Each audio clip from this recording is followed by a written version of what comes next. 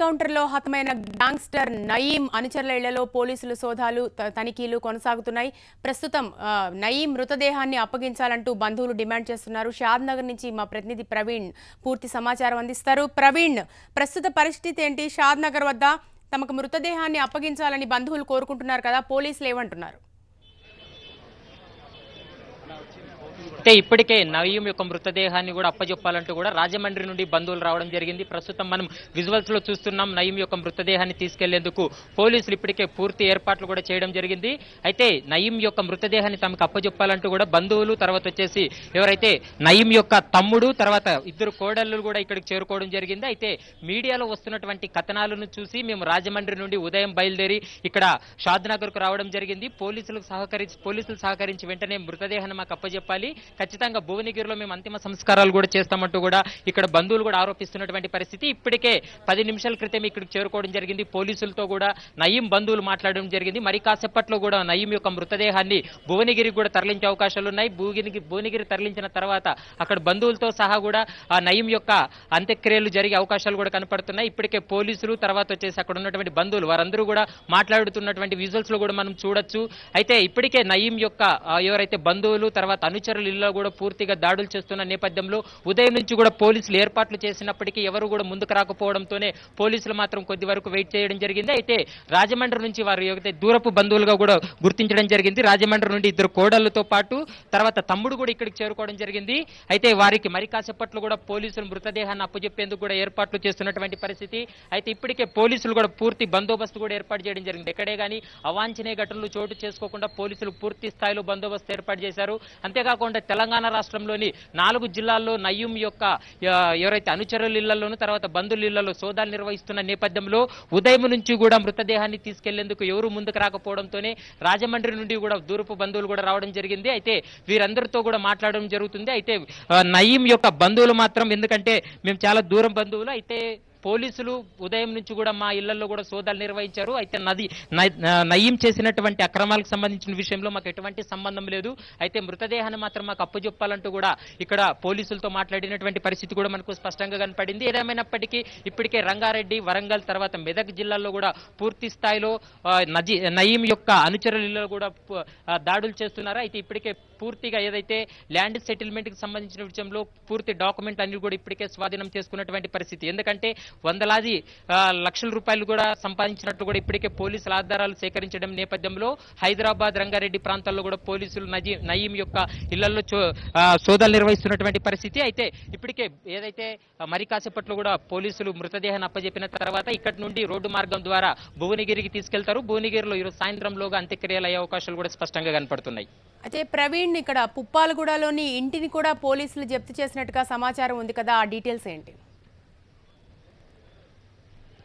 అయితే నిన్న సాయంత్రం 6 గంటల ప్రాంతంలో సైబరాబాద్ సిపి కూడా ఉప్పాలగూడలోని తన నివాసాన్ని కూడా సందర్శించడం జరిగింది. అందులో ప్రధానంగా 2,80,00,000 రూపాయలతో పాటు భారీ ఎత్తున బంగారాన్ని కూడా సీజ్ చేయడం జరిగింది. అయితే నయీం యొక్క భార్య, తర్వాత బావమరిది వారిద్దరిని కూడా అదుపులోకి తీసుకొని విచారించారు. దాదాపు 7 గంటల పాటు విచారించిన అనంతరం వాటన్నిటిని సీజ్ చేయడం జరిగింది.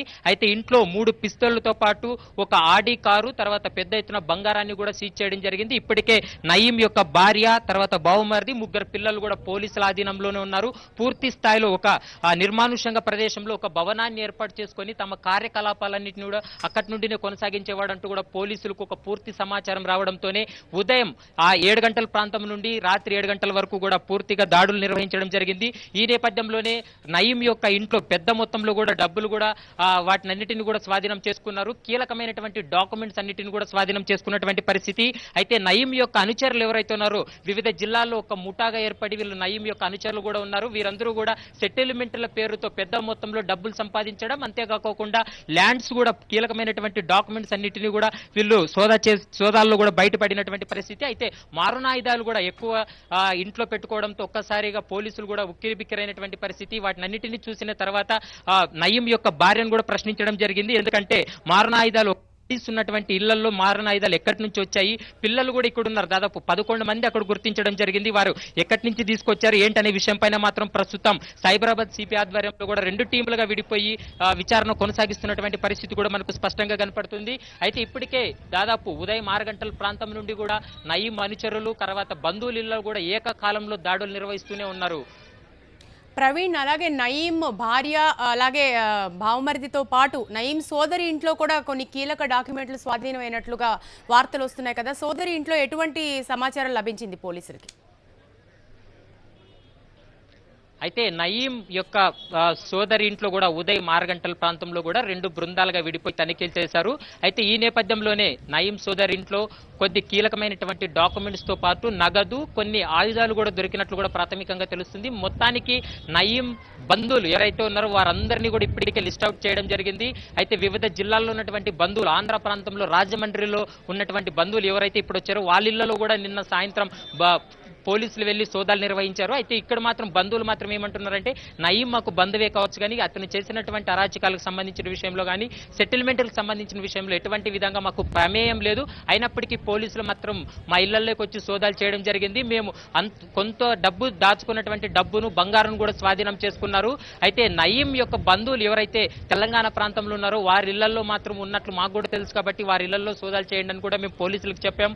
అయినప్పటికీ విచక్షణ రహితంగా మా ఇళ్లలోకి వచ్చి డబ్బులు కూడా తీసుకున్నారంటూ కూడా బంధువులు వాపోతున్నటువంటి పరిస్థితి. ఏదేమైనప్పటికీ ఈ రోజు సాయంత్రం వరకు కూడా వివిధ జిల్లాల్లో ఉన్నటువంటి నయీం బంధువులు తర్వాత ఎవరైతే అనుచరులు ఉన్నారో వాళ్ళ ఇళ్లలో కూడా సోదాలు కంటిన్యూ అయ్యే అవకాశాలు కూడా స్పష్టంగా కనపడుతున్నాయి. ప్రవీణ్, ఇక్కడ ఇంకొక విషయం, నయీం మరో అనుచరుడు టమోటా శ్రీను పేరు ప్రముఖంగా వినిపిస్తోంది. ముఖ్యంగా ఈ భూదందాలకి సెటిల్మెంట్ కి వీళ్ళు పెట్టింది పేరు కాబట్టి మోస్ట్ వాంటెడ్ క్రిమినల్ నయీం కాబట్టి ఇక్కడ టమోటా శ్రీని ఇంట్లో ఎటువంటి ఆధారాలు లభించాయి పోలీసులకి? అయితే సైబరాబాద్ నుండి పాత బస్తీ వరకు కూడా ప్రధాన అనుచరుడుగా ఉన్నటువంటి టమోటా సీను ఇంట్లో కూడా ఉదయం నుంచి కూడా తనిఖీలు నిర్వహిస్తున్నటువంటి పరిస్థితి. అయితే టమోటా సీను నయీంకు ప్రధాన అనుచరుడుగా ఉన్నాడు. ఏదైనా సెటిల్మెంట్ చేయాలంటే మాత్రము టమోటా సీనును ఆశ్రయించిన తర్వాత వీరిద్దరూ చర్చించిన తర్వాత ఒక ముఠాగా ఏర్పడి సెటిల్మెంట్లు ప్రారంభించే వాళ్ళు. ఈ నేపథ్యంలోనే టమోటా సీను పేరు కూడా ఇప్పటికే గతంలో పలు నేర కేసుల్లో కూడా నిందితుడుగా ఉన్నాడు. ఈ నేపథ్యంలోనే సైబరాబాద్ పోలీసులు రికార్డులో ఉంది కాబట్టి ఈ రోజు ఉదయం టమోటా సీను ఇంట్లో కూడా పూర్తి స్థాయిలో 2 బృందాలుగా విడిపోయి తనిఖీలు చేశారు. వారి ఇంట్లో మాత్రము ఏదైతే నయీం యొక్క ప్రధాన అనుచరుడు కాబట్టి కీలకమైనటువంటి డాక్యుమెంట్స్ ఏదైతే భూ సెటిల్మెంట్లకు సంబంధించిన విషయంలో దాదాపు 50 నుంచి 60 ఎకరాలు భూమికి సంబంధించిన విషయంలో కూడా సెటిల్మెంట్లు చేయడం జరిగింది. దానికి సంబంధించినటువంటి డాక్యుమెంట్లు అన్ని టమోటా సీను ఇంట్లో ఉన్నాయని గుర్తించారు. ఇప్పటికీ ఆ డాక్యుమెంట్లు అన్నిటి కూడా స్వాధీనం చేసుకోవడం జరిగింది. అంతేకాకుండా 3 రివాల్వర్లతో పాటు మారణాయుధాలను కూడా స్వాధీనం చేసుకున్నట్లు మనకు తాజా సమాచారం కూడా తెలుస్తున్నటువంటి పరిస్థితి కూడా కనపడుతుంది. టమోటా సీనుతో పాటు వనస్థలిపురంలోను, రాజేంద్ర నగర్ లో 2 అనుచరులను కూడా అదుపులోకి తీసుకోవడం జరిగింది. రంగారెడ్డి జిల్లాలో 2 ఎంపీటీసీలను కూడా అదుపులోకి తీసుకొని విచారిస్తున్నారు. మొత్తం మీద ప్రవీణ్, ఎంతసేపట్లో మృతదేహాన్ని బంధువులకు అప్పగించే అవకాశం ఉంది నయీం మృతదేహాన్ని? అయితే ఇప్పటికే నయీం యొక్క బంధువులు కూడా ఇక్కడికి చేరుకోవడం జరిగింది. ప్రధానంగా ఏదైతే 10 నిమిషాల్లో కూడా పూర్తయ్యే అవకాశాలు ఉండి ఫార్మాలిటీస్ పూర్తయిన తర్వాత నయీం యొక్క మృతదేహాన్ని భువనగిరికి తరలిస్తారు. సాయంత్రం 5 గంటల నుంచి 6 గంటల వరకు కూడా నయీం యొక్క మృతదేహానికి అంతిమ సంస్కారం జరిగే అవకాశాలు కూడా స్పష్టంగా కనపడుతున్నాయి. ఇప్పటికే బంధువులు ఇక్కడ చేరుకోవడంతోనే వారి నుంచి లిఖితపూర్వకంగా తీసుకున్న తర్వాత వారి యొక్క సిగ్నేచర్లన్నీ తీసుకున్న తర్వాత ఫార్మాలిటీస్ పూర్తయిన తర్వాత ఇక్కడి నుంచి రోడ్డు మార్గం ద్వారా భువనగిరికి తరలిస్తారు. భువనగిరిలో అంతిమ సంస్కారం అయిన తర్వాత బంధువులు ఎవరైతే వచ్చారో వారిని కూడా అక్కడ ప్రాథమికంగా అదుపులోకి తీసుకునే అవకాశాలు కూడా కనపడుతున్నాయి. Okay, thank you Praveen.